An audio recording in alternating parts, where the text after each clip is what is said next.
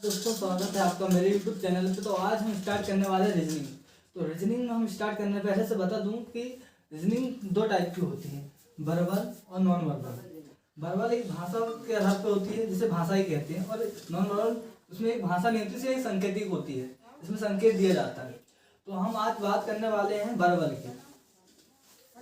तो वर्बल में हम पढ़ने वाले हैं सबसे पहले वर्णमाला।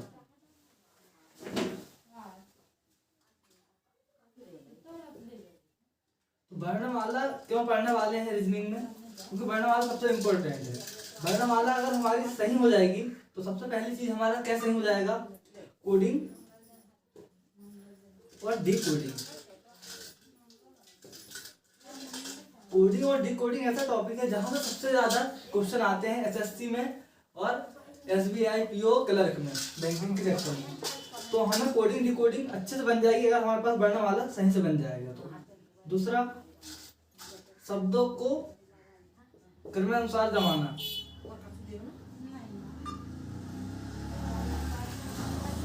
अगर शब्दों को क्रमानुसार जमाना होगा तो उसके लिए हमें वर्णमाला की जरूरत होगी।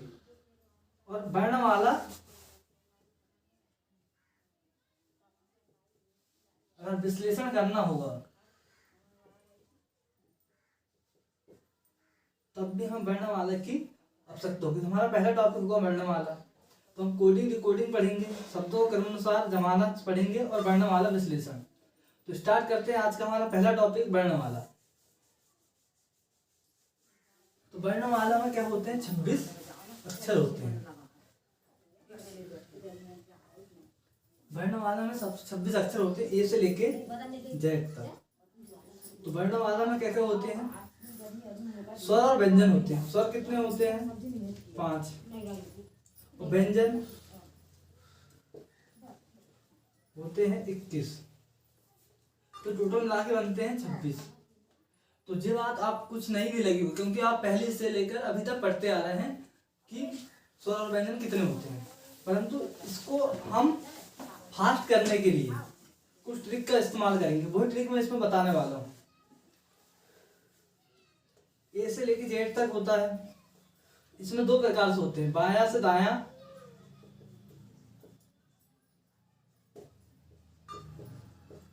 और दायां से बायां।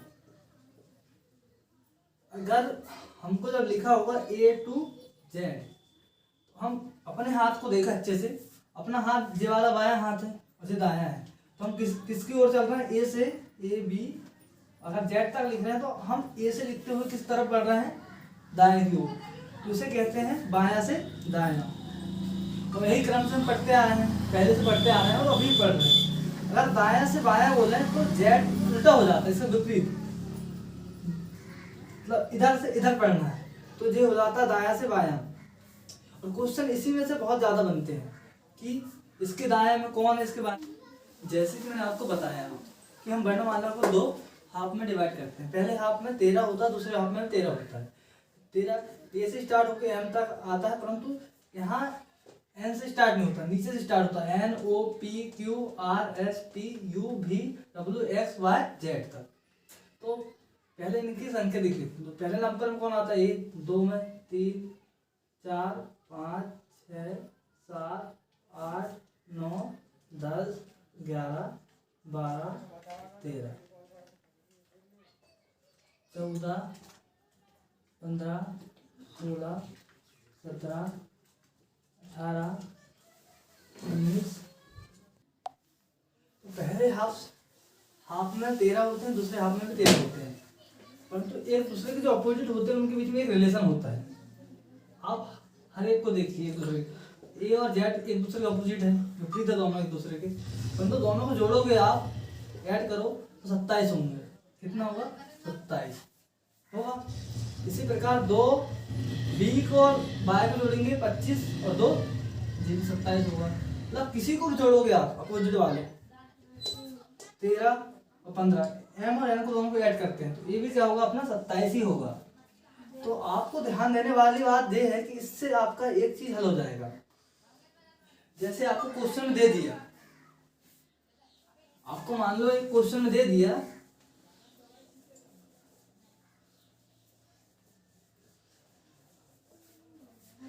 क्या दे दिया क्वेश्चन में कि दाया से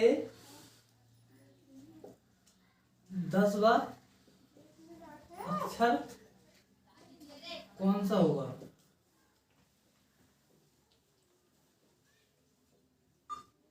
आप क्या करेंगे, सीधे लिखने मिल जाएंगे, जेड से जेड वाई एक्स और पूरा लिख के ए तक। उल्टा लिखना ना, दाया से, दाया मतलब क्या होता है, जेड से ए तक उल्टा होता है। आप लिखोगे पूरा, परंतु आपको लिखना नहीं है। आपको पता है कि दोनों में कितना होता है, 27। 27 में से 10 घटा दो, सीधे सीधे 10 घटाओ 17 बचेगा। 17 नंबर में कौन सा आता है, आप 17 में देखो तो क्यों आता है, तो ये आपका क्या हो जाएगा आंसर। ठीक है, इसी प्रकार से वो उल्टा पूछे सीधा पूछे, आपको 27 से घटाना है।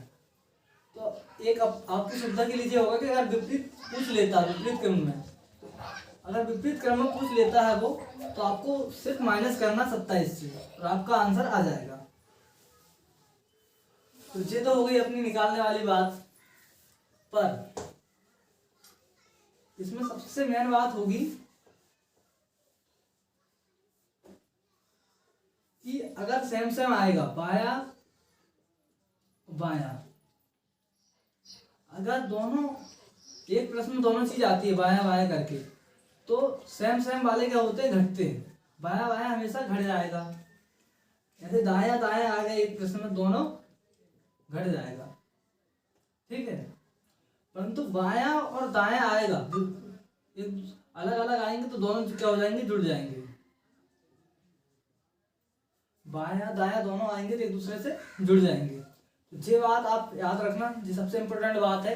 अगर बाया बाया एक क्वेश्चन में आता है 2 बार कि एक का 10वां बाया फिर बाया आएगा तो दोनों घट जाएंगे, और दाया दाया भी आएगा तो घट जाएंगे, परंतु दाया बाया दोनों आएंगे जुड़ जाएंगे। मैं एग्जांपल लेके आपको समझा देता हूँ।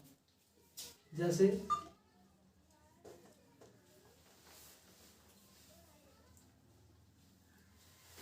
दाया से 10वां दाया के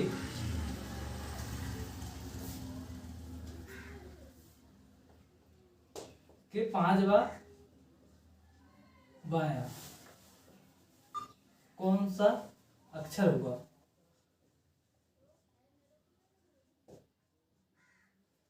अगर देख लो इसमें क्या आया, एक दाया आया और एक बाया आया, तो आपको कुछ नहीं करना है, इस 10 को उठाना और इस 5 को, 10 और प्लस 5 क्या हो जाएंगे 15। 15 में क्या आता है, ओ आता है, तो ये क्या हो जाएगा आपका आंसर।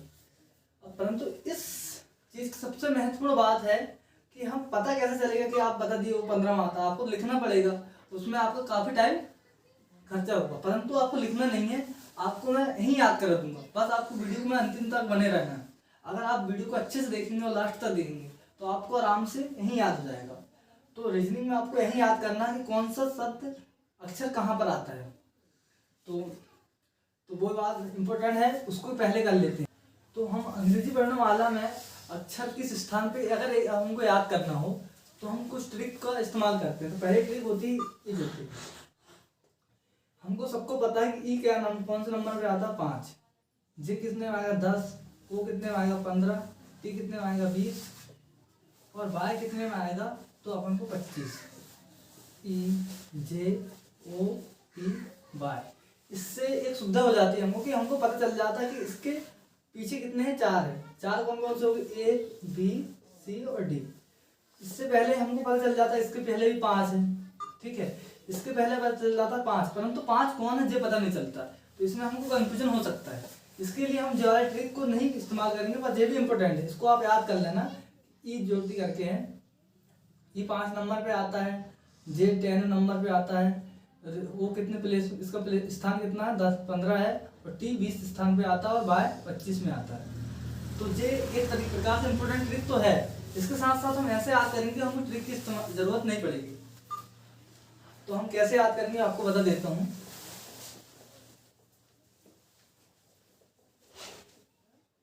मेरे ख्याल से आपको ए में कोई दिक्कत तो होगी नहीं, ए 1 नंबर पे आता है, बी 2 में, सी 3 पे और डी 4 पे। ई की बात आती है तो ई 5 नंबर कैसे आता बताता हूँ। ई को क्या करो आप, इसको ऐसे कर दो, एक डंडे को ये कर दो और ये लगभग 5 के आकार बन जाता है। अगर हम इस डंडे को निकाल के यहाँ लगा दें तो 5 बन जाता है। इसका मतलब यह है कि ई 5 नंबर पे आता है। वही बात रही एफ की। अगर एफ को हम उल्टा करते हैं और इसको ऐसा बैक करते हैं और ऐसा करते हैं तो ये लगभग 6 के प्रकार बन जाता है। तो अपना एफ किस में आता है, 6 में आता है। जी, जी को ऐसे कर दो और ऐसा कर दो, जी क्या बन जाता है 7। इसका प्लेस का उतना हो जाता है 7वें स्थान पे आता है अंग्रेजी वर्णमाला में। जी, एच ऐसा बनता है। अगर हम इसको अगर दोनों प्रकार दोनों ऊपर नीचे से बंद करते हैं तो क्या होगा जी, हमारा 8 के प्रकार से बन जाएगा। 8 के टाइप दिख रहा होगा आपको, ठीक है। आई, अगर आई को हम 9 मान लेते हैं। जे, जे तो 10 नंबर पे आता है। रही बात के की, के में कितने, 2 डंडे हैं, 1 और 2। अगर इसको सीधा करते हैं इस डंडे को तो क्या बन जाता है, 11, ठीक है। अगर एल की बात रही, एक डंडा जे वाला है और एक 2, तो 12 नंबर पे आता है एल। वही रही बात एम की। एम आपको अभी कैसा दिख रहा है, आपको एम दिखता होगा 3 के आकार का, आपको 3 जैसा दिखता होगा एम। अगर इस 3 को 1 के बाद में लगा दे तो जो बन जाता है 13। रही बात एन की, जो होता है रोमन भाषा का 4 के आगे 1 लगा देंगे तो बन जाएगा 14। ओ इतना तो याद कर सकते हो, वो 15 आता है। पी, पी को फिर उल्टा कर दो, 6 के प्रकार का बन जाता है। 6 के आगे 1 लगा दो, हो गया 16, ठीक है। क्यू, क्यू, अब क्यू को ऐसा कर दो, जो होगा 7 के आगे 1 लगा दो, हो गया 17, ठीक है। आपको इतना समझ में आ गया होगा क्यू, ठीक है। एस, अब आता है आर। आर को अगर हम ऐसे मोड़ दें तो जो बन जाता है 8 के आगे 1 लगा दो, जो होगा 18। इसी प्रकार से हम एस 19 फीट। तो टी को याद करने का कोई बड़ा ट्रिक नहीं है। टी होता है 20 मैच देखते होंगे आप, तो टी से आपको सीधे सीधे याद हो जाएगा कि T20 होता है। तो इसमें कोई ट्रिक काम नहीं करेगी। सी T20। यू, यूनिक हमेशा 1 होता है, यूनिक 1 होता है। 1 के आगे 2 लगा दो, ये होगा 21। थोड़ा मिटा लें आप इसको।